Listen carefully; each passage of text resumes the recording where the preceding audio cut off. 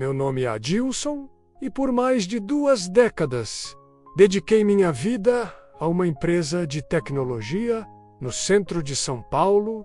Entrei lá como auxiliar de limpeza. Depois fui para o setor de almoxarifado. E aos poucos fui aprendendo, escutando conversas nos corredores, perguntando sem vergonha. E, quando ninguém via, lendo os manuais técnicos esquecidos nas mesas, ninguém me deu um curso. Tudo que aprendi foi no silêncio e na insistência. Com o tempo, consegui uma vaga no setor de manutenção de sistemas. Trabalhei duro, virei noites, tive dias em que fui o primeiro a chegar e o último a sair. Mesmo quando meu crachá mal abria a porta da sala dos gerentes. Nunca reclamei, nunca pedi aumento, só queria ser visto pelo que eu entregava. Mas, sendo um homem negro, de periferia, com ensino médio suado, e sem sobrenome conhecido, eu sabia que teria que fazer 3 vezes mais para receber metade do reconhecimento. O mais curioso é que, apesar de tudo isso, eu amava aquele lugar. Porque ali, de alguma forma, eu sentia que estava construindo algo. Meu filho, hoje com 17 anos, sempre dizia que queria fazer igual ao pai e trabalhar com tecnologia. E isso me enchia de orgulho. Mas tudo começou a mudar quando o novo CEO chegou. Marcelo, um homem de fala mansa, blazer sob medida e aquele sorriso de quem já nasceu dono das coisas. Logo no primeiro mês, ele reformulou toda a diretoria. A surgir rostos novos nas reuniões, todos muito parecidos entre si, jovens, brancos, bem vestidos, e, em geral, parentes ou amigos de alguém importante. Ainda assim, eu segui meu caminho. Um dia, depois de resolver um pepino técnico que travou o sistema de vendas por horas, ele me chamou na sala dele. Achei que era para agradecer. Em vez disso, ele me olhou com um sorriso quase teatral e disse: Adilson, vamos almoçar hoje? Tem uma feijoada num lugar que eu adoro aqui.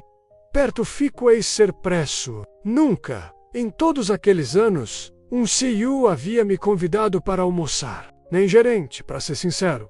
Aceitei.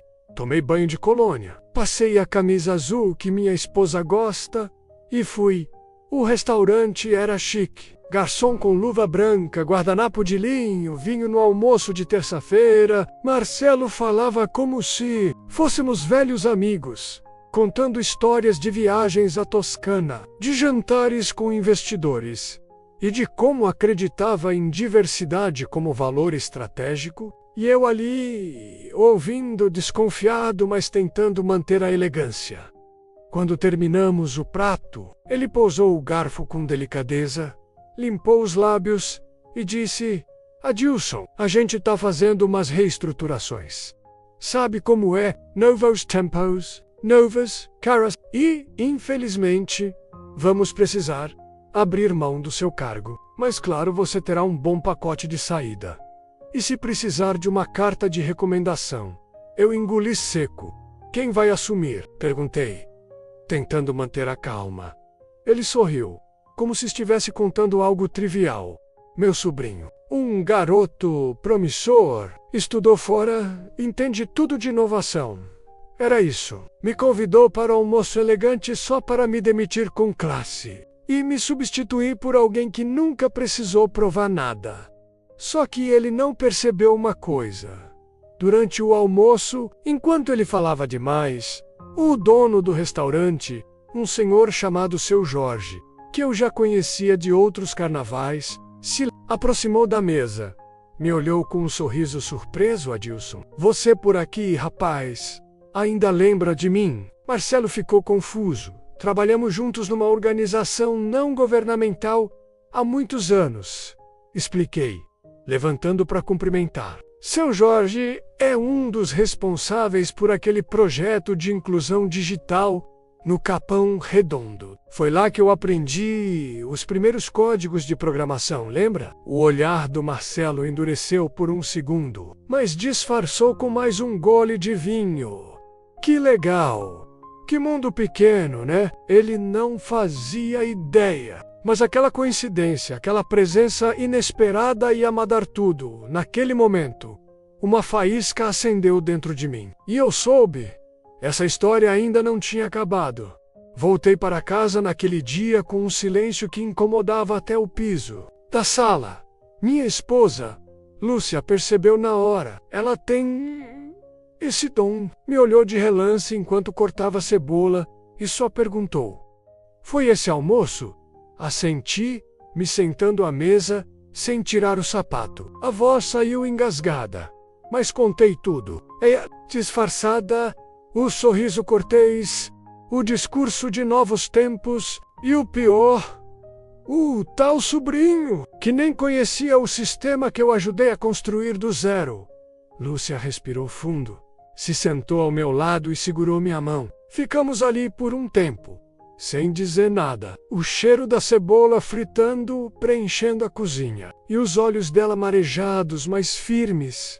"Você vai fazer o que agora, Dilson?" Fiquei um tempo pensando. Meu primeiro impulso foi procurar advogado, acionar justiça trabalhista, qualquer coisa. Mas algo dentro de mim sussurrava que não era por aí. Eu sabia que aquele mundo lá dentro, menos as reuniões, os servidores, os relatórios que ninguém lia, menos ainda tinha um pedaço meu, um código, escrito à mão.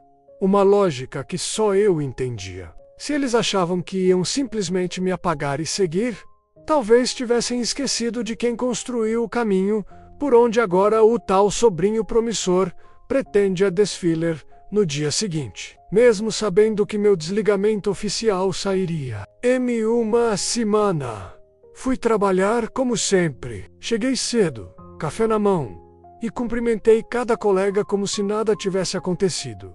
E, ao contrário do que imaginei, muitos já sabiam. O boato corria nos bastidores, mas o silêncio era sepulcral. Era como se todos estivessem com medo de dizer alguma coisa. Só um teve coragem. Tainá, analista júnior, negra também recém-formada. Me chamou no café e disse: "Eles vão te substituir por alguém que nunca viu um terminal de verdade. Adilson, e a gente vai sofrer com isso. Mas ninguém aqui tem peito para falar." Eu respirei fundo, olhei nos olhos dela e disse: "Então fala comigo. Tudo que você quiser aprender, eu vou te ensinar nessa última semana." Foi ali que comecei a desenhar um plano. Nos dias que se seguiram, enquanto cumpria aviso prévio, comecei a deixar tudo documentado. Toda a lógica dos sistemas internos, scripts automatizados, instruções que só existiam na minha cabeça, menos transformei tudo em manuais didáticos, vídeos tutoriais e planilhas organizadas. Mas não entreguei ao CEO, entreguei para a equipe. Fiz questão de passar pessoalmente, principalmente para quem, como eu, nunca teve professor dentro da empresa. E mais, decidi deixar um presente, um código escondido no sistema, não como sabotagem, menos longe disso, mas como um lembrete, uma camada extra de segurança que só podia ser desativada com um comando que criei anos atrás, numa madrugada solitária. A chave desse código não estava escrita em lugar nenhum. Era algo que só quem me conhecia profundamente saberia. O apelido que meu filho me deu quando aprendi meu primeiro algoritmo. Python. Mistura de Py e Python. No meu último dia, recebi um e-mail frio do setor de RH. Nenhum aperto de mão, nenhum obrigado oficial. Marcelo nem apareceu. Mas o que ele não percebeu é que, naquele mesmo dia, alguém muito mais importante estava observando tudo menos, mesmo sem dizer uma palavra.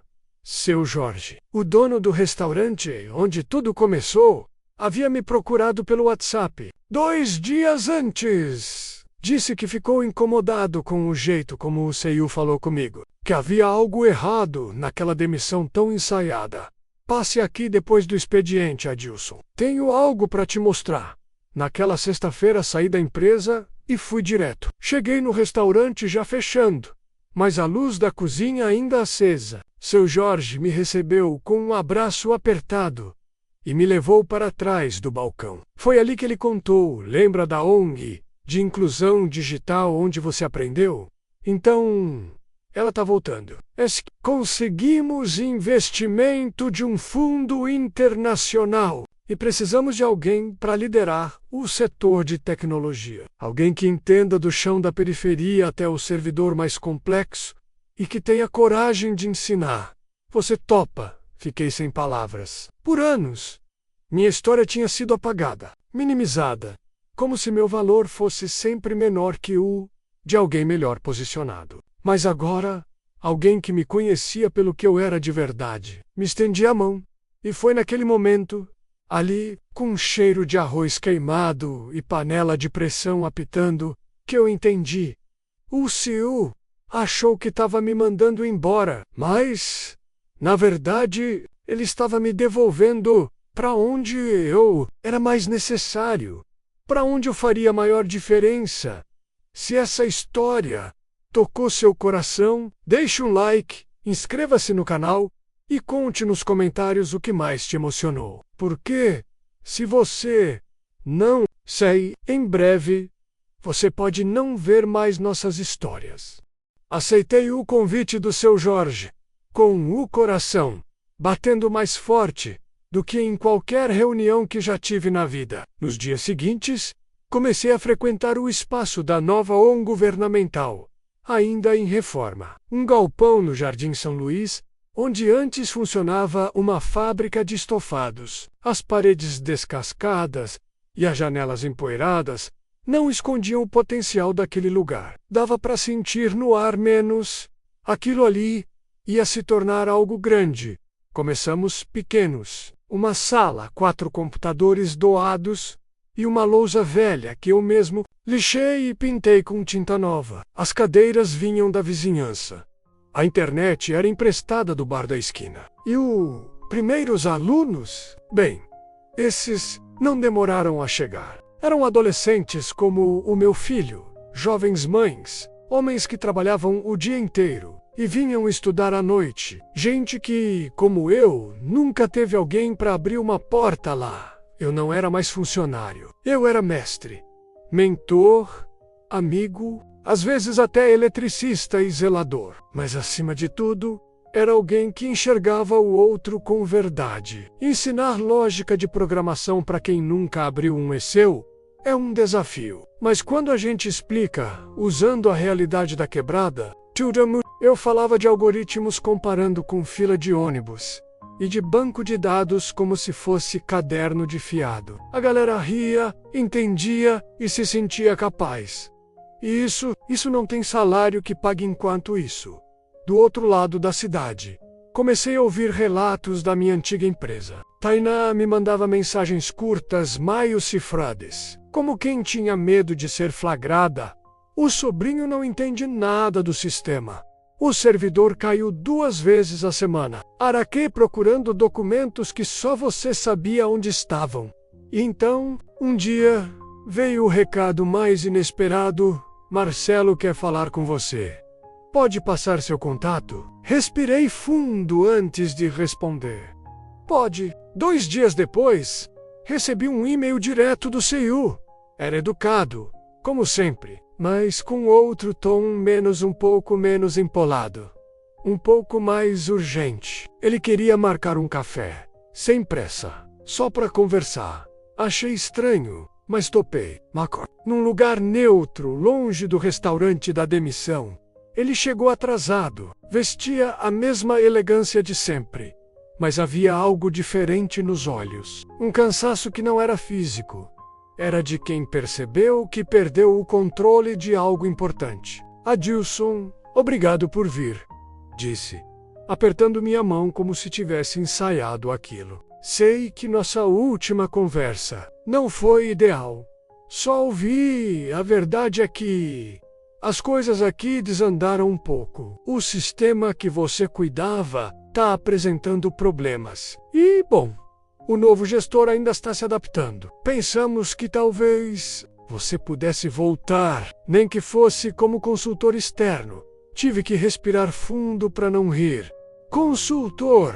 Depois de me mandar embora como quem troca de gravata, Marcelo, me diz uma coisa a menos, perguntei, olhando nos olhos dele. Se eu tivesse um sobrenome diferente, se fosse amigo de alguém do conselho, você acha que teria me mandado embora? El hesitou, mexeu no relógio, evitou meu olhar.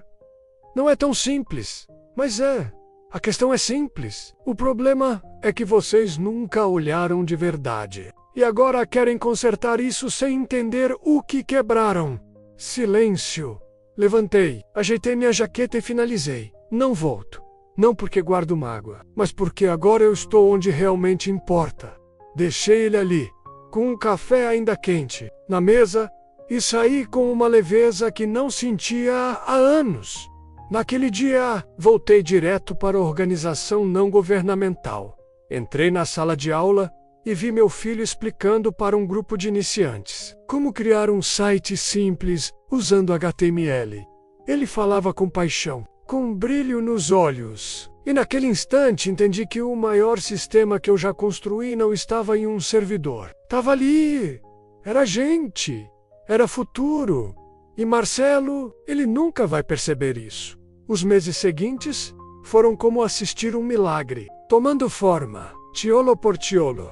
A pequena sala, com 4 computadores, se multiplicou. Começaram a chegar doações discretas, anônimas, mas constante. Um dia foi um projetor novinho, outro dia foi um lote de cadeiras ergonômicas. Alguém pagou a instalação de ar-condicionado. Quando fomos ver, estávamos com 3 salas, funcionando, uma turma fixa noturna e até fila de espera para novas inscrições. E o mais bonito, os primeiros alunos começaram a ensinar os novos. Isso me emocionava de um jeito que eu não conseguia esconder, porque ali, naquele gesto de passar adiante, estava a semente do que sempre sonhei. Uma comunidade ensinando a si mesma, se fortalecendo pelas próprias mãos. Meu filho Yuri virou referência entre os jovens. Criou um canal no YouTube explicando programação básica com memes e gírias da quebrada. O vídeo mais assistido se chamava Como fazer um site brabo e impressionar sua crush. Eu ria, mas no fundo me orgulhava demais. O menino tinha achado a própria voz menos e usava essa voz para levantar os outros. Lembro de uma noite. Já era quase meia-noite, quando entrei na sala e vi um grupo de 6 jovens discutindo um projeto de aplicativo para mapear pontos de descarte de lixo irregular na comunidade. Fiquei ali só observando. Um deles me notou e falou: Professor Adelson, o senhor não dorme, não? Sorri e respondi: quando vejo vocês acordados sonhando grande, quem precisa de sono sou eu. A risada deles encheu a sala. E foi ali que entendi: essa geração não está esperando ninguém abrir portas. Eles estão derrubando parede. Mas enquanto o nosso projeto florescia, lá do outro lado, algo diferente acontecia. A ex-empresa onde trabalhei começou a enfrentar instabilidades sérias. Uma ex-colega me ligou chorando num domingo à tarde. A base de dados foi corrompida, Adilson. O backup está desatualizado e ninguém consegue restaurar. Oh, sobrinho, sei-o, tá perdido. Mandaram chamar uma consultoria de fora, mas ninguém entende como o sistema foi montado. Eu não comemorei. Seria pequeno da minha parte, mas dentro de mim houve um tipo de justiça silenciosa. Eles tinham apagado meu nome dos quadros da empresa, mas esqueceram que o meu trabalho seguia vivo ali, em cada linha de código, em cada lógica de segurança que eu mesmo criei e nunca documentei oficialmente. Passados 2 dias desse colapso, recebi um e-mail inusitado, não de Marcelo, mas de uma mulher chamada Cláudia, do conselho administrativo da empresa. Um texto direto e sem floreios. Adilson, fomos informados do papel central que você desempenhou na estrutura dos nossos sistemas. Também soubemos do seu trabalho atual com jovens em comunidades. Você aceitaria conversar com o nosso conselho para apresentar sua iniciativa. Pode haver interesse em apoiar seu projeto institucionalmente. Demorei horas para responder, não por orgulho, mas por respeito. E a história que me levou até ali. Topei a reunião. Cheguei ao prédio que tantas vezes entrei como colaborador invisível, agora convidado por quem nunca antes me dirigira a palavra. Na sala de reuniões, uma mesa comprida, gente de terno, laptops abertos, café importado, mas eu não tremi. Usei a mesma camisa azul que minha esposa passara no dia da demissão. Entrei ereto, sorridente, contei minha história sem rodeios, mostrei fotos da ONG, vídeos dos alunos, dados de impacto, falei com a alma. Quando terminei, silêncio. Até que Cláudia, com olhos marejados, disse: "O que vocês estão fazendo lá é o que deveríamos ter feito aqui há muito tempo. Eles queriam patrocinar nossa expansão, criar um laboratório de tecnologia com meu nome, Espaço Adilson Silva menos tecnologia para todos." Achei exagerado. Mas ela me explicou. Seu nome precisa estar low, para que mais jovens se vejam nesse lugar e saibam que é possível. Saí daquela reunião sem euforia, mas com uma serenidade difícil de descrever, porque não se tratava de vitória pessoal. Era reparação. Era presença negra ocupando um espaço de onde sempre tentaram nos empurrar para a margem. E naquela noite, voltando para a casa de metrô, com minha mochila simples nas costas, uma senhora me reconheceu. "Você não é o moço do cursinho? O que ensinou meu neto?" Sorri, sem saber direito o que dizer. E ela completou: "Deus te abençoe, viu?" Meu neto voltou a sonhar. Fechei os olhos e agradeci em silêncio. Ali, naquele vagão apertado, eu soube. Não era sobre mim, era sobre todos nós. A notícia se espalhou mais rápido do que eu imaginava. Em menos de uma semana, jornais locais publicaram matérias sobre a ONG. Ex-funcionário demitido. Vira referência em educação tecnológica para jovens da periferia ao Gansport. Maiores começaram a me procurar. Recusei entrevistas demais. Não por arrogância, mas porque eu tinha medo de virar história de superação sem contexto. Eu não queria ser romantizado. Eu queria ser ouvido com verdade. Mesmo assim, uma matéria em especial me tocou. Era um podcast feito por uma jornalista independente. Ela me visitou. Passou o dia com os alunos. Ouviu cada história com a atenção de quem não estava atrás de cliques, mas de humanidade. No episódio, ela dizia: "Adilson não é um herói solitário. Ele é a ponta de uma corrente. Uma que nasce da resistência, se alimenta da sabedoria coletiva e floresce quando alguém decide ensinar o que aprendeu." Essa frase me acompanhou por dias. Com o apoio do conselho da antiga empresa, inauguramos o Espaço Adilson Silva em um prédio anexo à ONG. Era bonito, moderno, cheio de luz natural e computadores potentes. Mas o que mais me emocionava era o mural logo na entrada. Fotos dos primeiros alunos, nomes, trajetórias, depoimentos curtos. E bem no centro, uma frase que Yuri sugeriu: "O conhecimento que não se compartilha enferruja." Ou espaco vir um ponto de encontro. Tínhamos mentorias, maratonas de programação, oficinas de robótica com sucata e até uma rádio interna comandada por jovens que narravam suas vivências em forma de podcast. Era bonito demais ver a transformação acontecendo diante dos meus olhos. Aquele galpão esquecido tinha virado um santuário de possibilidades. Um dia, no meio de uma aula, Yuri me chamou de canto, pai. Lembra do projeto que a gente estava bolando? O aplicativo de empregos locais. Isso. Então, eu e mais 3 alunos conseguimos apoio da Fundação Social Urbana. Eles querem lançar o aplicativo em outras cidades também. E querem que eu vá apresentar no Evento Nacional de Tecnologia em Brasília.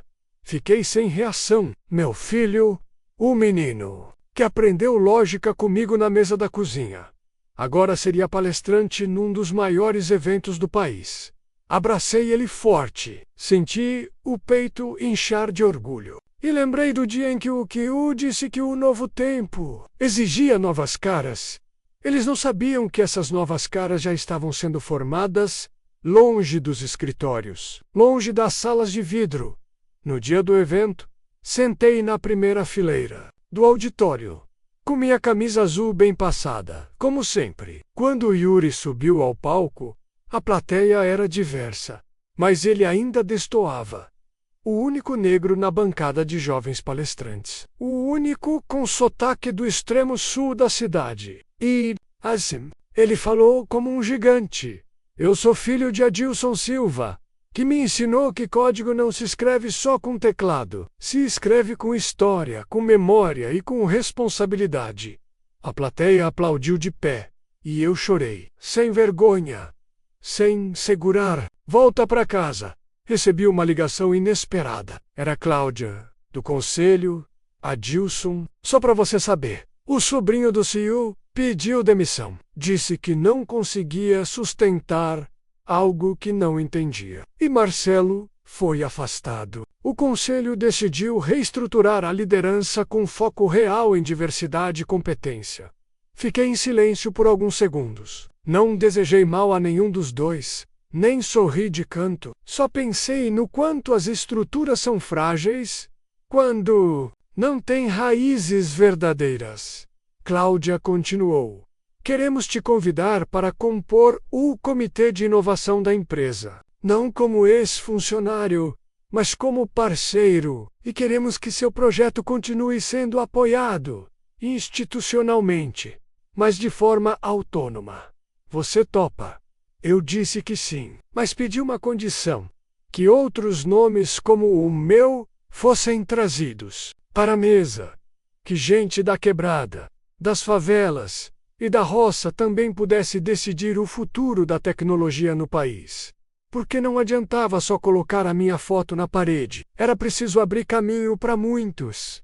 E assim, Adilson Silva, o técnico, demitido por não se encaixar, voltou. Não como funcionário, mas como elo entre mundos, com os pés fincados no chão da comunidade e a cabeça onde antes diziam que eu não podia chegar. O convite para integrar o comitê de inovação foi só o começo. Em menos de 2 meses, começaram a surgir convites de universidades, eventos internacionais e fundações sociais, querendo entender o modelo Adilson Silva. Mas eu sempre corrigia com delicadeza. Não é meu modelo, é nosso. Eu só fui o primeiro a acreditar que não era impossível. Aceitei alguns convites, recusei muitos. Nunca quis me tornar celebridade de LinkedIn. Meu lugar era onde tudo começou. No chão da sala de aula, com um quadro branco, cheiro de café e voz embargada de quem está falando de futuro como quem fala de comida na mesa. Ainda assim, uma viagem me tocou de forma especial. Fui chamado para um congresso na Colômbia, voltado à tecnologia como ferramenta de transformação social, em comunidades vulneráveis. Aceitei, porque queria ouvir outras vozes, entender como outros Adilsons estavam fazendo revolução no silêncio, no aeroporto, antes do embarque. Sentei sozinho com meu caderno de anotações. Olhei os aviões taxiando e me peguei lembrando do meu pai, um homem simples, pedreiro, que nunca saiu do estado de São Paulo, mas dizia para mim: um dia você vai voar, meu filho, e quando voar, leva a gente junto. Levei, na mochila no sangue, na forma como abraço cada aluno. Na Colômbia, ouvi histórias de crianças que programavam usando papel e lápis, de professoras que davam aula de robótica sem ter energia elétrica estável, de refugiados que montavam centros de aprendizagem com lixo eletrônico. Porque era tudo igual ao que vi no Capão. Era como olhar no espelho e ver outras margens do mesmo. Minha palestra foi a última do dia. Entrei no palco com calma, não usei slides. Falei com o coração. Me chamam de professor, de mentor, de líder. Mas antes de tudo, eu sou filho de Dona Lúcia e de seu Benedito. Sou o pai do Yuri e sou o reflexo de um sistema que tentou me invisibilizar. O que faço hoje é só devolver o que me tentaram negar. No final, uma jovem me abordou com lágrimas nos olhos. Era da Etiópia. Disse: eu achava que minha realidade era um erro do mundo, mas ouvindo você, percebi que ela é só o começo de uma resposta. Voltei para casa diferente, mas convicto de que nosso projeto não era local. Era global. Que nossa luta por acesso, por representatividade e por dignidade digital estava conectada a muitas outras lutas. Na chegada ao Brasil, Yuri me esperava no aeroporto. Me abraçou forte, como fazia quando era pequeno. E eu voltava tarde do trabalho, pai. A prefeitura aprovou o projeto de expansão. Vamos abrir 2 novas unidades, em Sapopemba e no Grajaú Sory, consado, mas inteiro. Porque agora era o mundo que estava aprendendo com a gente. O sucesso tem um jeito estranho de bater na porta da gente. Quando chega, não avisa se vem para celebrar ou para testar. E comigo, veio como teste. As novas unidades estavam a todo vapor. A do Sapopemba, construída em um antigo mercado desativado, virou ponto de referência em menos de 3 meses. Jovens com celulares quebrados e olhos famintos por conhecimento chegavam todo dia. E o Grajaú ali foi diferente, foi especial. Porque foi no Grajaú que eu nasci. Voltar ali, agora como referência, me trouxe sentimentos misturados. Eu conhecia cada rua, cada viela, cada escadão grafitado, mas havia anos que eu evitava passar por lá. Havia vozes do passado que ainda doíam. Gente que me viu cair, sumir e nunca soube da volta. Na semana da inauguração, enquanto os alunos testavam os computadores novos, fui dar uma volta pelo bairro. Queria respirar aquela memória. Mas fui surpreendido, Adilson. A voz veio baixa, hesitante. Virei devagar, e lá estava ele. Marcos, meu irmão mais velho. Não nos falávamos há mais de 10 anos. A última vez foi no enterro do nosso pai. E foi briga feia. Eu me acuso de ter virado patrão, de ter esquecido das origens. Eu, ferido, disse que cansei de carregar sozinho o peso da nossa infância. Naquele instante, em frente a uma padaria que ainda tinha o mesmo letreiro de quando éramos crianças, ficamos nos encarando em silêncio. Até que ele deu um passo à frente e disse: eu acompanho seu trabalho, sabia? À distância. Vi teu filho na TV outro dia. Tá bonito, parece contigo em Gole Seco. Achei que você me odiava. Ele sorriu. Sem graça, eu tava com raiva. Sim, de mim, mais do que de você. Mas ver o que você fez me fez repensar muita coisa. Eu fui embora do Grajaú porque não aguentei fracassar aqui. Você voltou e construiu esperança.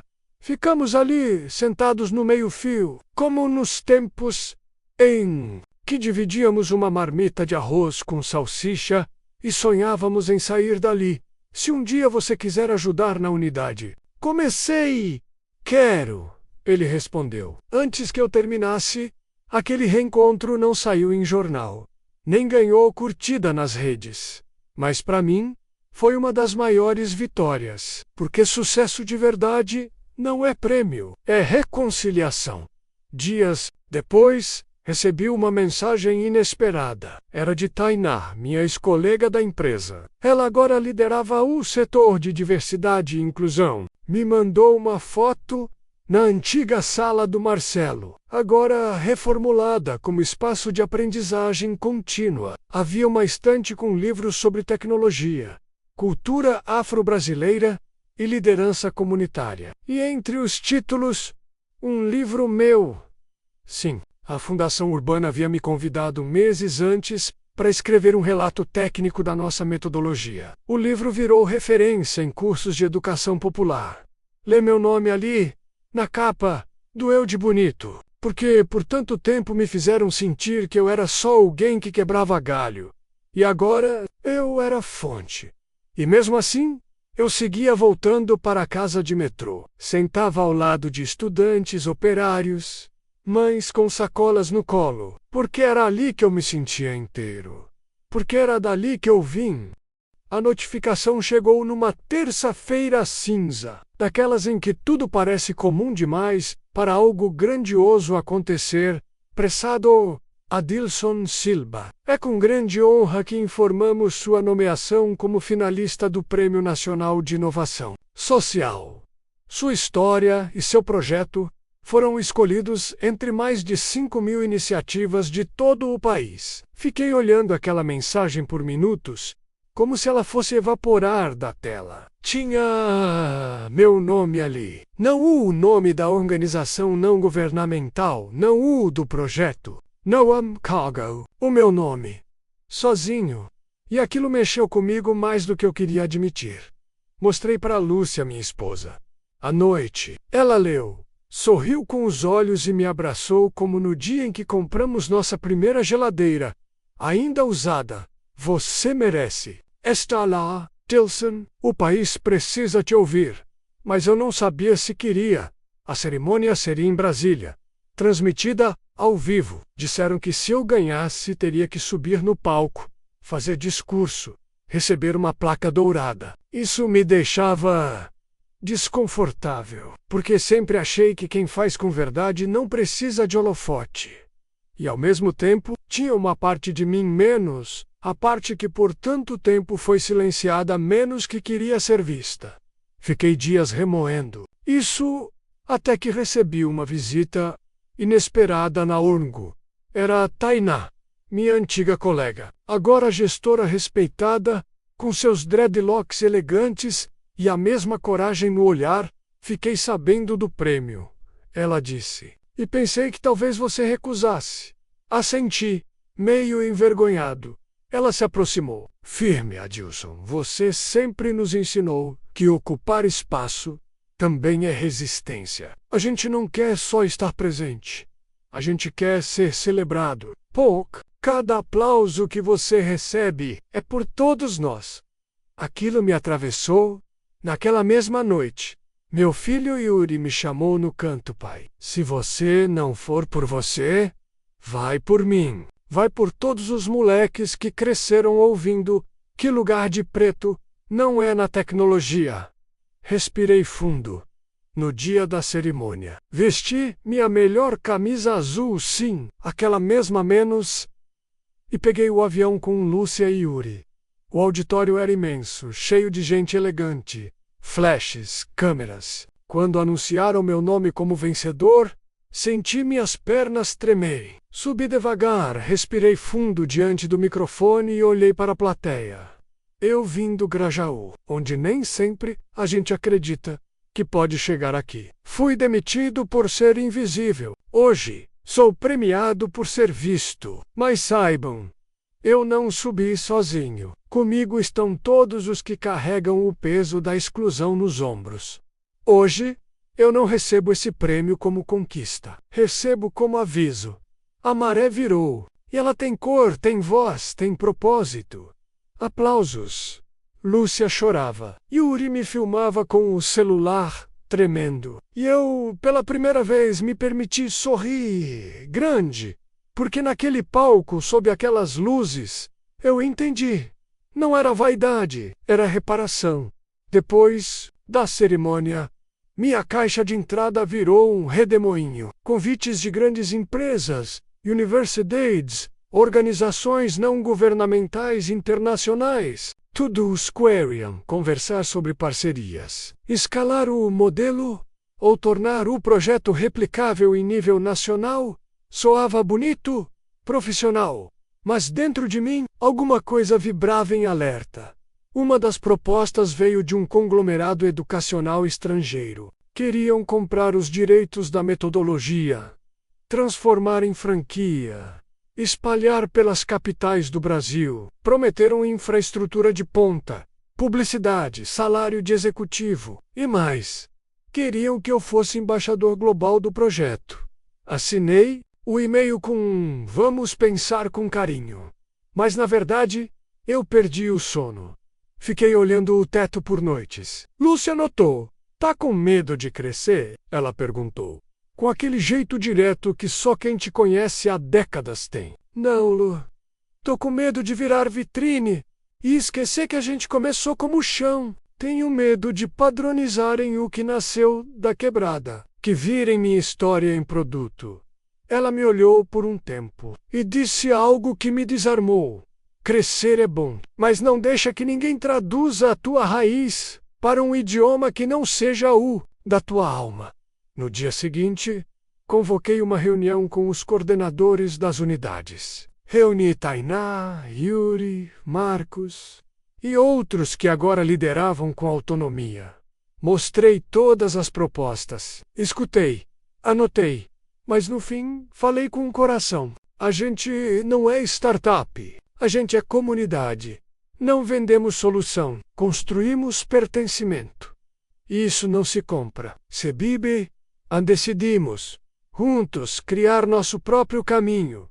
Rejeitamos a franquia, optamos por criar uma fundação independente, com sede física, conselho formado por gente da base e diretrizes que garantiam que o projeto nunca perdesse o pé no chão. Se fosse para crescer, seria como árvore, com raízes fundas e galhos que acolhem.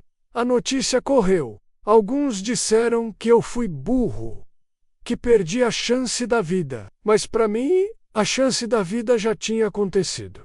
Cada vez que um aluno me chamava de professor com respeito, cada mãe que me agradecia por ver o filho sonhar de novo, foi nessa época que recebi outra mensagem inusitada, curta, quase tímida. Adilson, aqui é o Marcelo. Só queria dizer que você estava certo. E eu? Errado. Boa sorte. Li e reli. Não respondi. Não por rancor, mas porque a resposta já estava dada, menos nas salas cheias, nas vozes erguidas, na semente que virou floresta. Hoje, a ONG tem 5 unidades, 3 no estado de São Paulo, uma no Pará e outra no interior da Bahia, coordenada por uma ex-aluna que voltou para sua terra para replicar tudo o que viveu conosco. Cada espaço é único. Cada método respeita a cultura local. Nenhuma fórmula enlatada. Só escuta, afeto e muita técnica. E no centro disso tudo, eu sigo ali, às vezes limpando a lousa, às vezes instalando o roteador, às vezes ouvindo em silêncio um jovem que ainda não sabe que é gênio porque no fim. É isso que sempre fui. Um homem comum que se recusou a aceitar a invisibilidade como destino. Era uma sexta-feira chuvosa, daquelas que deixam a cidade inteira lenta. A Oringen estava vazia. As turmas haviam encerrado o último módulo do semestre. E o silêncio das salas ecoava como um suspiro longo de missão cumprida.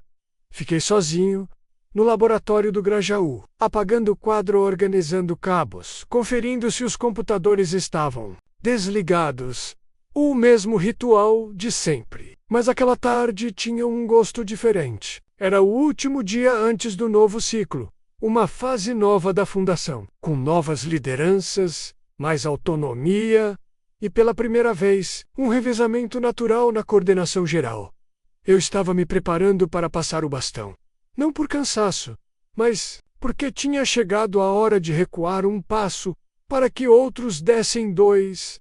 Enquanto guardava meu velho caderno de anotações, ouvi passos no corredor. Achei que fosse Yuri, mas era uma turma inteira entrando de surpresa.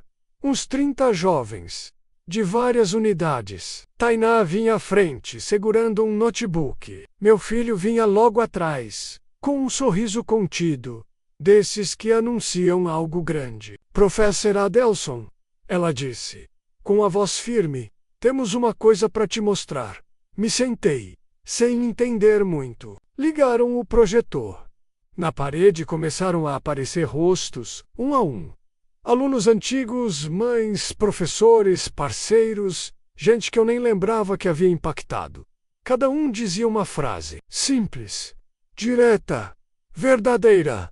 Você acreditou em mim quando ninguém mais acreditava. Foi a primeira vez que eu vi que eu podia ser mais. Você não mudou minha vida. Você me ensinou a mudar por conta própria. Eu sou programador porque você não desistiu de ensinar lógica mesmo. Quando eu dormia na aula, hoje eu dou aula na África. Levei seu método comigo. Eu não me achava inteligente. Agora ensino robótica. Você não me salvou. Você me lembrou que eu não precisava ser salvo, só ser visto. Fiquei sem palavras, não chorei. De imediato.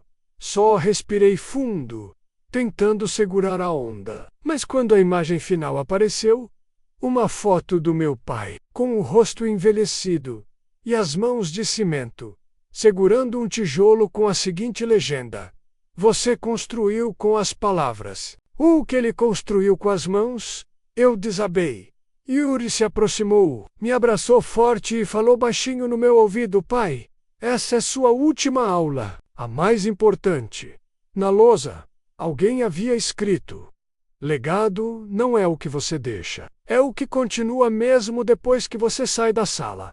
Ficamos ali todos de pé, em silêncio. Não houve discurso, não houve cerimônia formal, expressenca. Não. Final, me entregaram uma placa de madeira simples, feita por um aluno marceneiro. Nela, uma única frase gravada em baixo relevo: Professor Adilson Silva. O seco que nos ensinou foi sempre sobre humanidade.